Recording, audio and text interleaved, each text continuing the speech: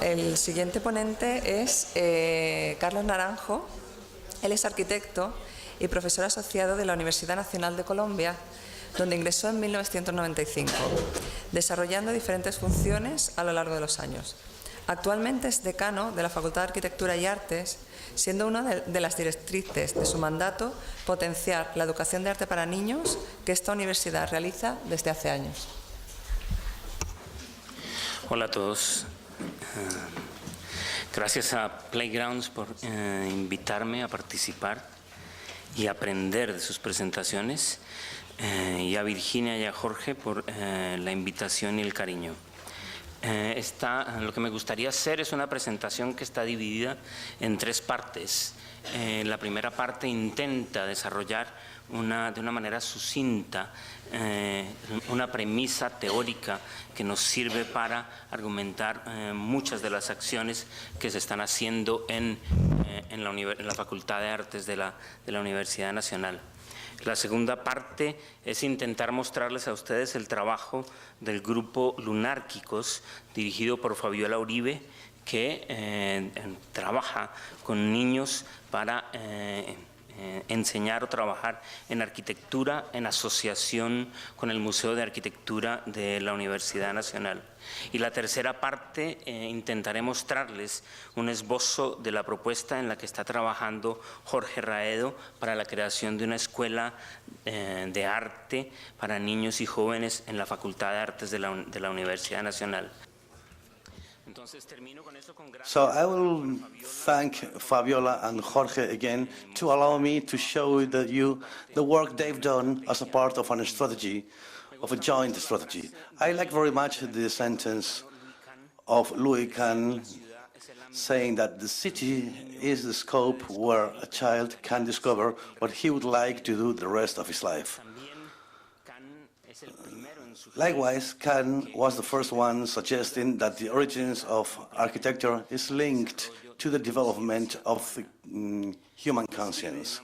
And he writes in a beautiful way, he says, "We are only spreading what happened long time ago. The principle must be considered as the most wonderful moment, the most emotional moment. And this has always caused to be big curiosity, trying to imagine what is the emotion behind an image like this. An image that even after 40,000 years keeps the strength and the impression, the emotional impression that it used to be at the beginning. It would be something amazing when the hand touches the surface of the wall in the cave. There is a sense given by the contact between the hand and the wall. It doesn't belong to the hand or the stone. It is a sense which is the product of the encounter between the two of them, hand and wall. These human beings collected earth, they swallowed it, and then they spitted it in the hand to generate this impression of the hand.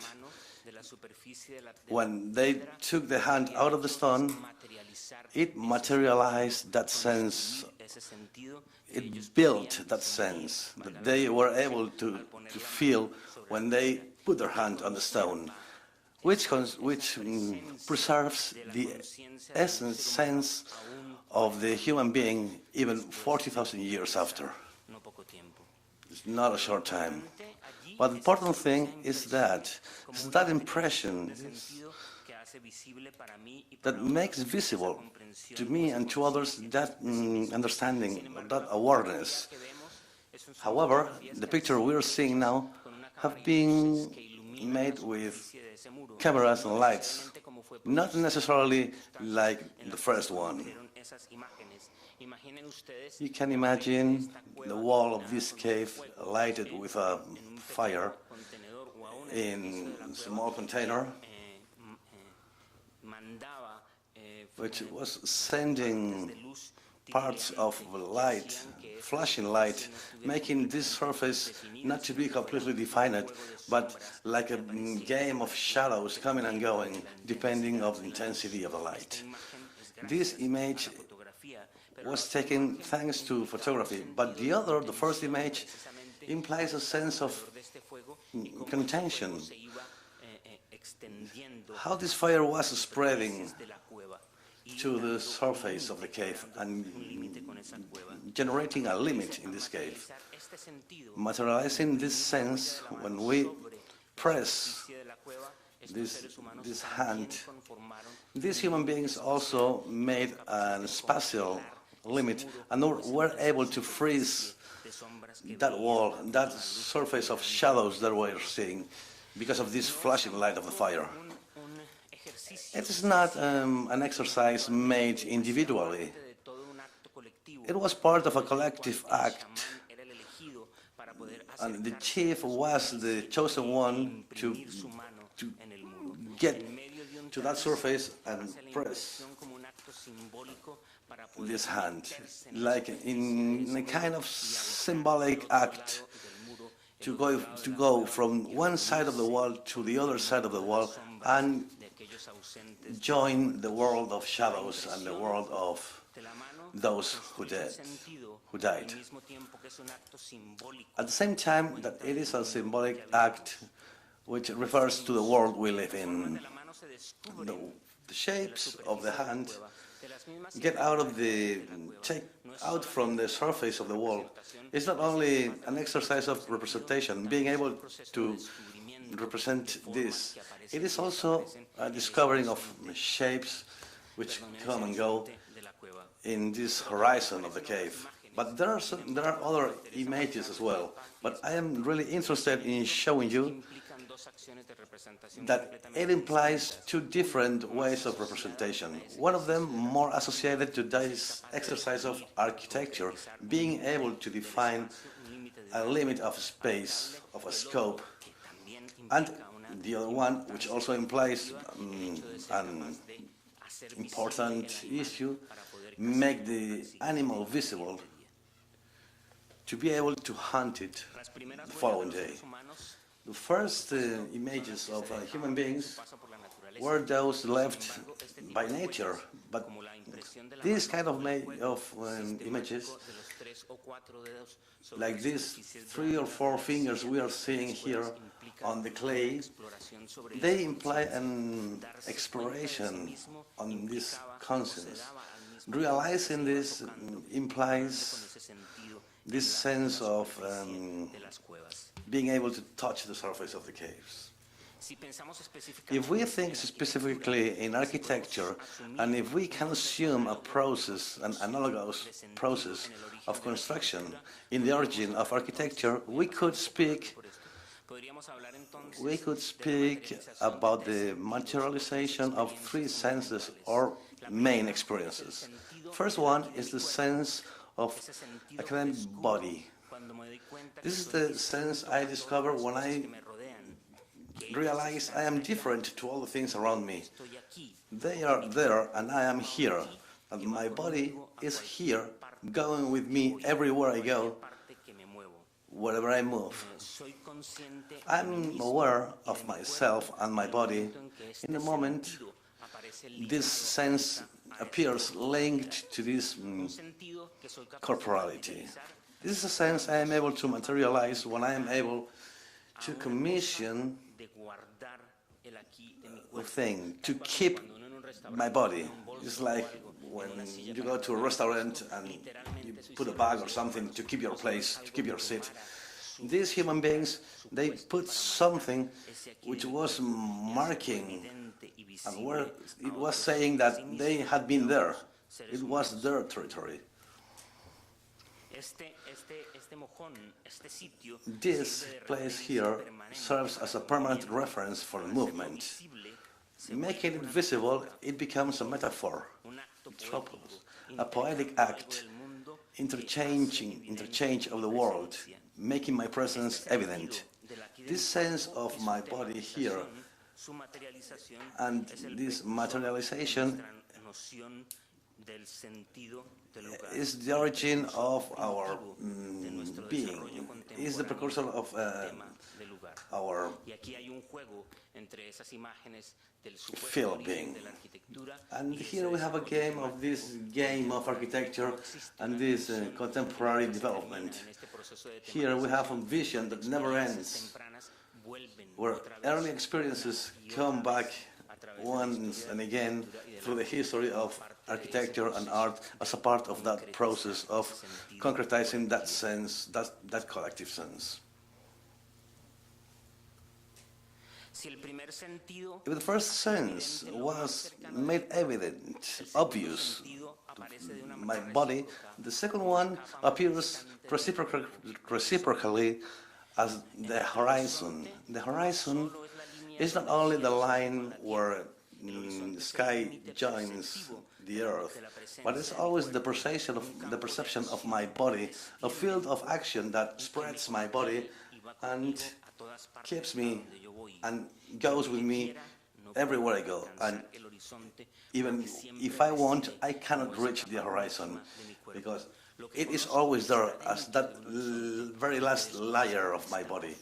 What I know is inside the horizon. What I don't know is beyond the horizon, beyond my body can see from its presence. What we try to materialize here when we trace these traces of my body moving from one place to another are these notions of horizon, this spatial conception of the body.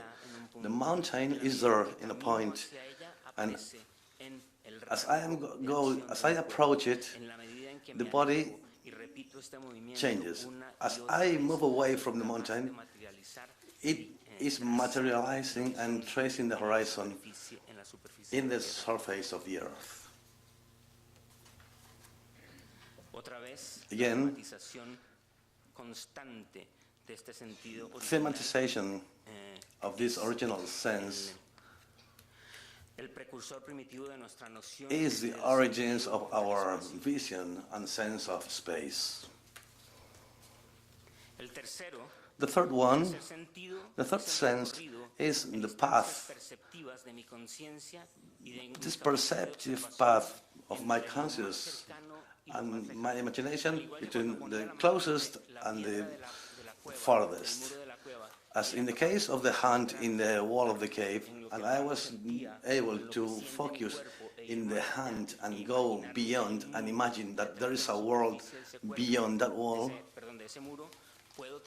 I can also focus in the different instances that imply the depth relating my body here and my body there in the distance, in the horizon. Between my body and the horizon, there is a depth. That depth is the sense, the most important sense of these three I am mentioning. And it allows me to acknowledge and recognize other horizons and how I share a field of action with them, a shared horizon. I am able to materialize a sense of depth, giving a material support to the limits that allow me to interact with other human beings. These are ranges, different ranges of this game of depth. The sense of depth, maybe the most important of the three, is the origins, the primitive origin of our notion of a human environment, of habitat, or what the so-called territory or city or even landscape.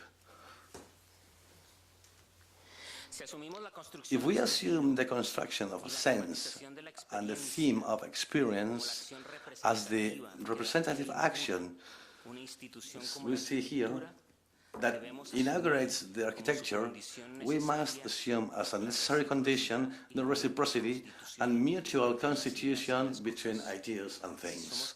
If we are able to materialize a sense of the horizon, if we are able to materialize a sense of my body here, if we are able to materialize a sense of depth, it's because my idea, my conception, the way I think, is constituted at the same time we constitute the horizon, the body, and the depth.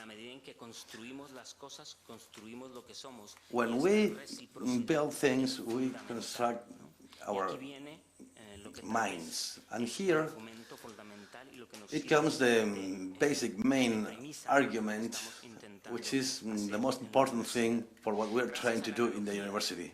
Thanks to the analogy between human evolution and the process of discovering and growing of children, between distance and principles of humanity, we can say that those first experiences where the conditions for these growings appear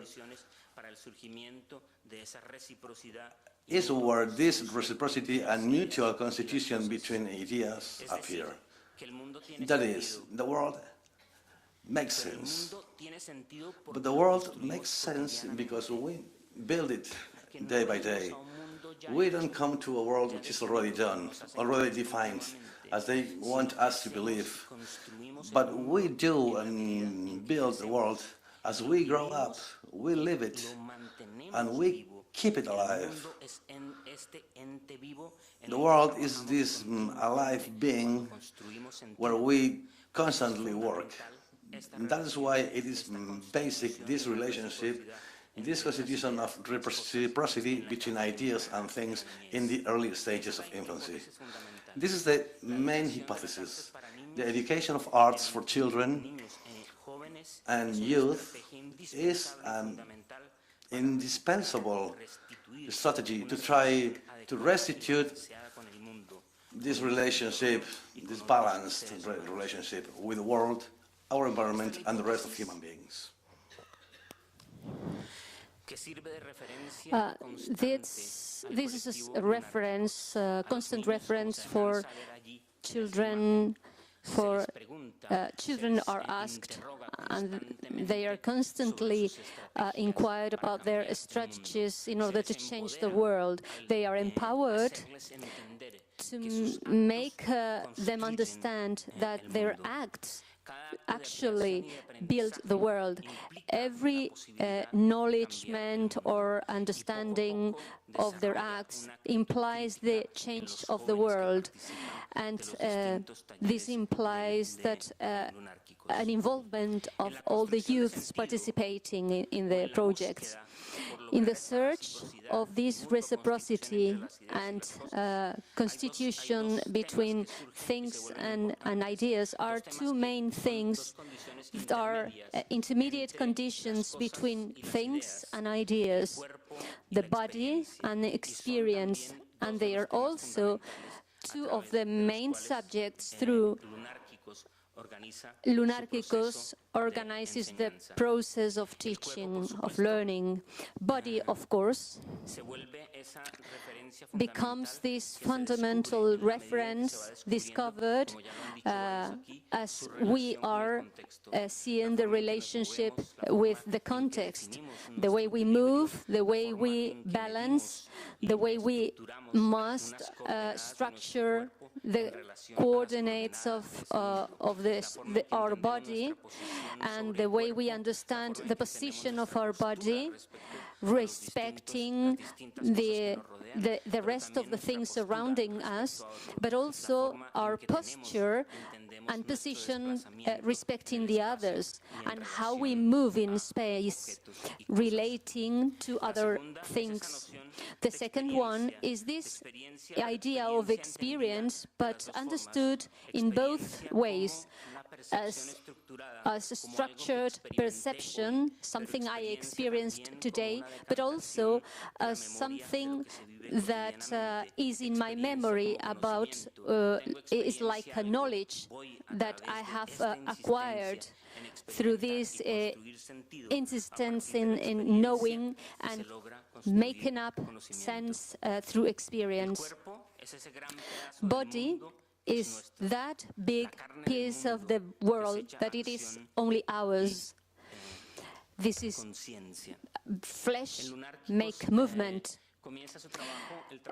We start our work together with the Architectural Museum in order to construct or to build up a program to raise awareness of architecture in youngsters in a specific manner, in association with Fabiola especially, and we try to see space, place and surrounding and how they are developed along the years throughout all the workshops that have been repeatedly appearing along the years of the tasks.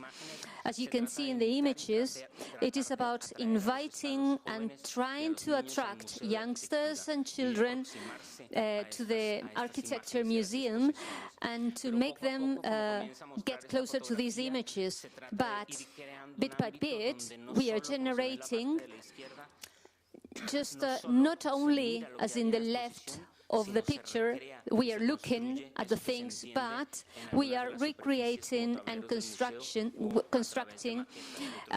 what they are doing on the boards of the museum. For example, this is an exhibition on Obregón y Palenzuela, one of the companies, the most important companies in the last years in Colombia. This is the Architectural Museum, the space of the exhibition with the different panels. This is the atmosphere generated by an exhibition. There you have Fabiola Uribe with a group of students, which generates the approach of students to that place. But we are going to try little by little to go through that approximation process so that the students could ask themselves the same questions that the architects did themselves, trying to approach to a building like this and to try to think about for example, something like how to hold a structure like this and the different structures that they were creating, these young people. There is also an insistence on representing this idea, this more developed idea of representing, implying different tasks, implying representative skills. These young people are involved in this issue and expressing through painting and verbally and translating from one language to another their own experience. To do it in a collective way, in groups, but also doing it in relation to the landscape, to the environment they are in. This representation, this rendering, is something complementary to the main issue of the workshop. You can see students drawing on the windows of these museums, or through this exercise, typical exercise of interpreting a building.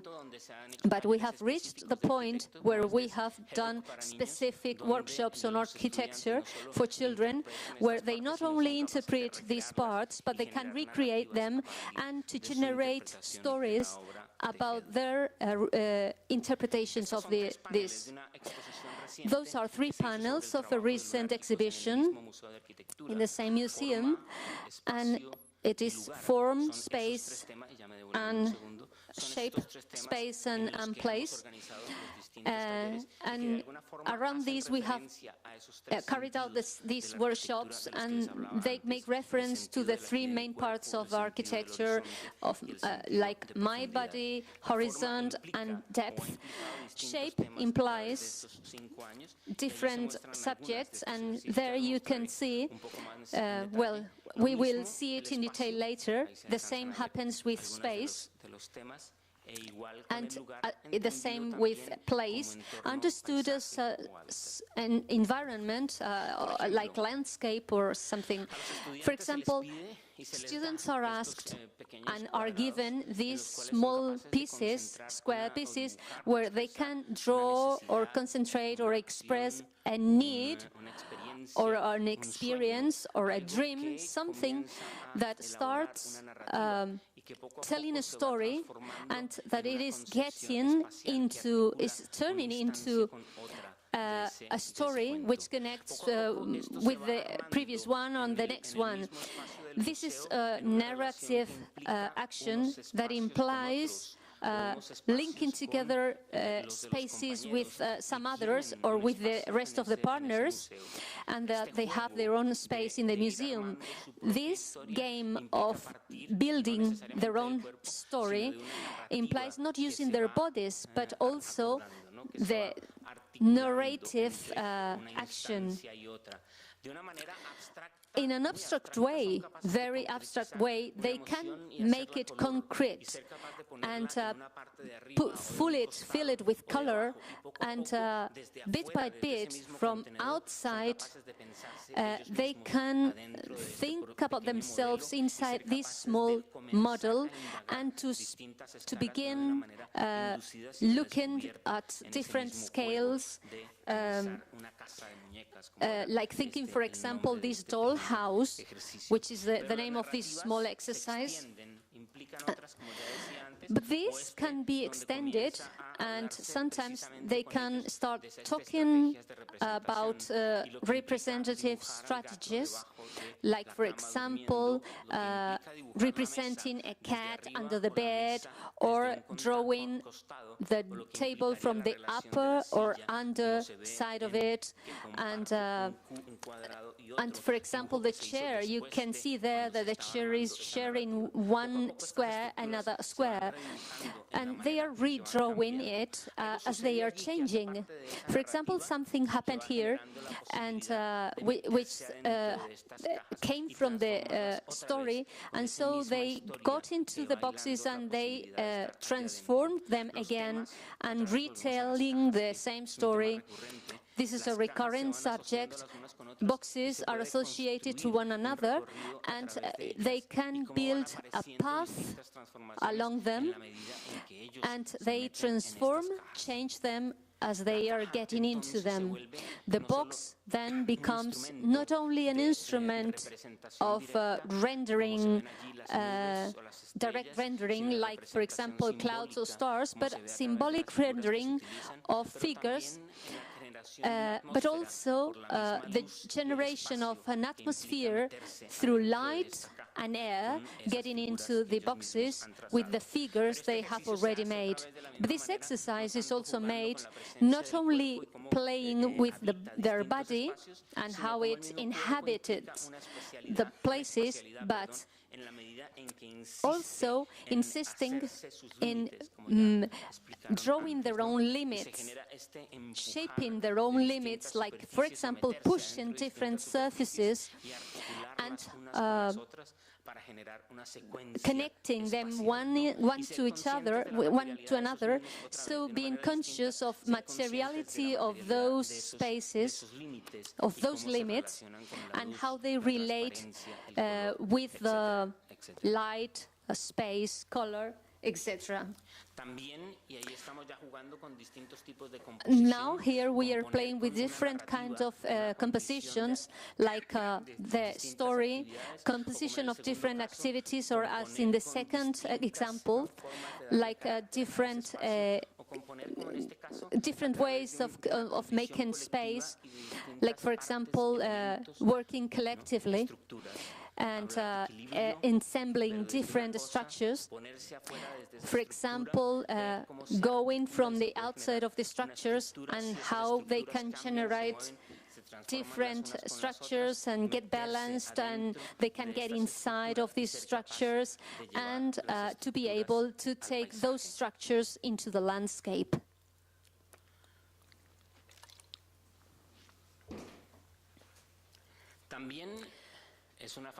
There's also there are 6 schools, and the art school what we have been doing up to now has to do with architecture, but this implies a relationship with the other tasks performed at the other schools. Graphic design, industrial design, cinema, television, music. The music program is a basic program, for example, for children. It is about 100 years old at this moment. And, for example, music and architecture, these 6 degrees tell us a story about images, through images, and they can be used as a part of a story. So they can invent a story or tell us a story using all these things along the line of time, and they can videotape this line of time, how they use the cameras to produce these videos, and also making up those stories of the figures inhabiting these spaces, and to make them animated, like cartoons, or even playing with those different scales to take what is made in a small scale, so develop it in a natural size or in different spatial interventions that make a movie possible. It is a scenario. The third subject, the first had to do with form or shape, the second with space. This third one is the one which consists of analogy between the earth and its shape and plastilene. This is a very abstract notion, but it allows them to change it and to make a composition in parts, and for example, to talk about working with a porch or with a room or with with this kind of clay, we can shape different shapes. And that was some works about Rogelio Sarmona, one of the most important architects in Colombia. And one of the parts of the exercises was to see the exhibition of this architect, see the buildings, and participate of his architecture and the relationship of this architecture with the landscape. Another scale is the scale of the city, for example, and to take it to a debate, fostering different sectors and proposals where they intervene in a direct way about species of the city. This has been the job done in a very efficient way by Fabiola Uribe with the group Lunárquicos and the Architecture Museum in the last 5 years, for the last 5 years. 4 or 5 years ago, we realized that our building of architecture in the National University had some structural problems. And after a careful analysis, we realized that we had to really drop it down and rebuild it again. This was a very complicated process. Which was obviously something to had to do with government, and it was very difficult because it was part of a state, and to build something new is a very complex thing as well. But people taking these decisions thought that it implied the possibility of thinking of a new pedagogical way to start with the new disciplines. And it is part of that debate inside the university that the fact of associating the school for children and youth linked to the university and it has very much to do with the work done in Finland in the last months, and from the frequent visits to Colombia of this Finnish we hired Jorge to help us in the building of this new school, and those are some of the sketches of the new structure of the art school for children and youth.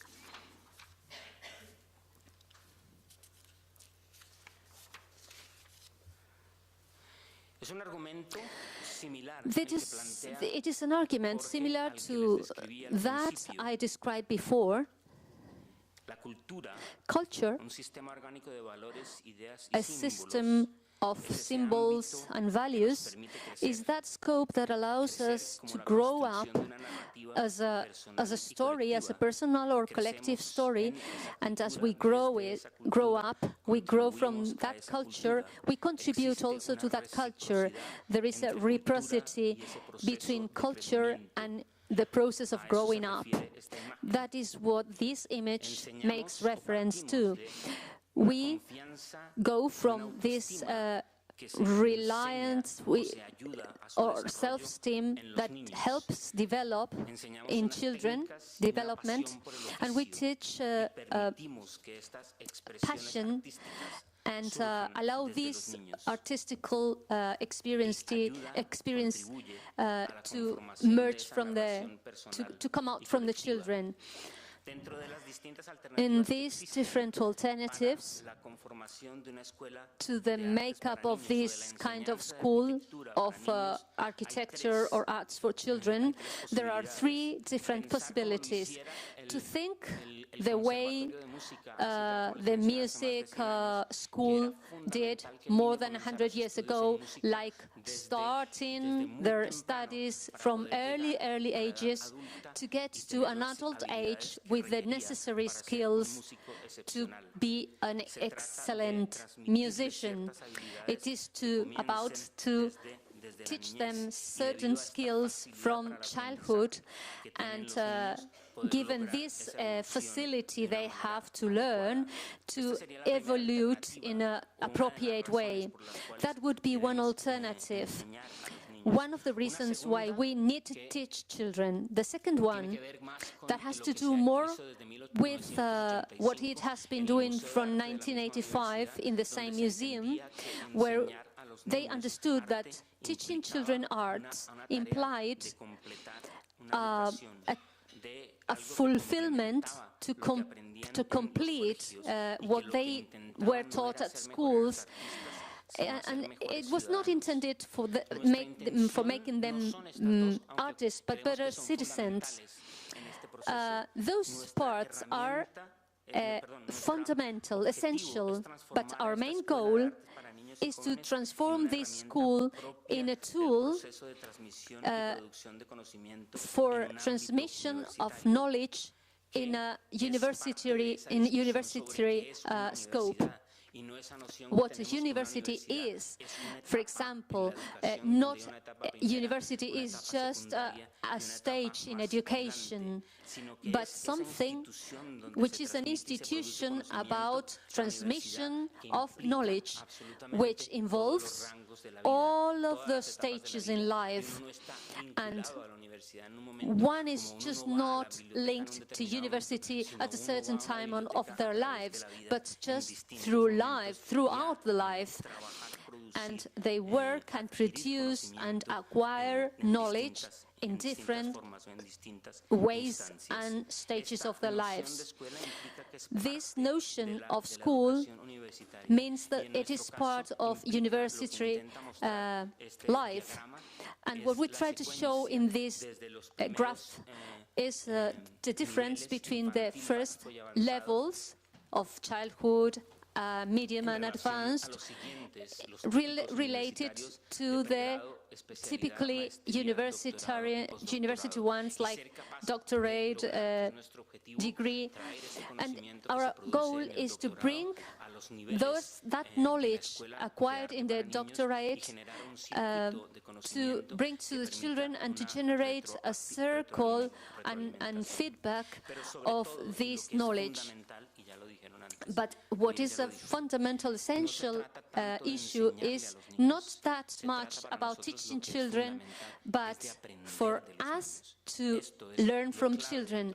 This is the key factor of the process, and this is the main conception of the university cycle. In a beautiful way, Rayo uses this analogy between color chart relating to how we try to teach these tasks, these disabilities, and through this wheel of colors, we can see the path of the pupil while he is learning, and how they are intermingled, and they are multidisciplinary projects, and to keep a balance between the core curricula and the different projects, multidisciplinary projects. It is better explained maybe in this graph. This is a table, four-legged table, and architecture, music, art and design, and there is an intermediate place, the table, where we are all implied, and this has to do with all these disciplines. And we can also explain this as a balance between competencies and competencies. Competencies have to do with the four legs of the table, but our task has really to do with the non-competencies, the surface of the table we are, and that allows to work in a collective way. For example, utopia, that makes it possible to see a possible that doesn't exist yet. For example, poetry, which implies the possibility to generate new things that we haven't seen yet. These two non-competencies allow this interaction between children, among children, to grasp the world. And to conclude, I would like to read a small reflection. What is necessary is an association, productive association, between poetics and hermeneutics, an agreement on how to do, preserving the experience, original experience, and how to understand, reducing the distance of experience and the primary sense. Now how to understand in order to know how to do. So the main task in a creative process is to recover, to maintain the amazement children show us, and to get it to the world as a fundamental issue. Thank you very much.